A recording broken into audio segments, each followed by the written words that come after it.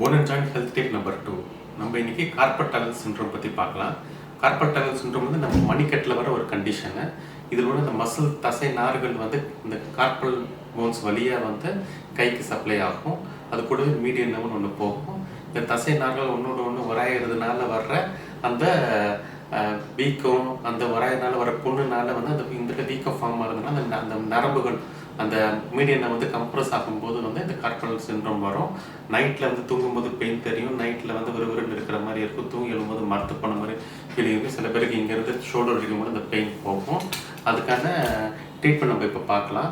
So சில muscles வந்து டைட்டாக இருந்தாலும் அந்த ப்ராப்ளம் வருது. ஸோ இந்த டைப் பண்ணுறது, புளியறது, கிண்டுறது, அந்த மாதிரியான வீட்டு வேலைகள் நிறைய செய்யும்போது ரிஸ்ட்டுக்கு நிறைய வேலை கொடுக்கும்போது இந்த ப்ராப்ளம் வருது.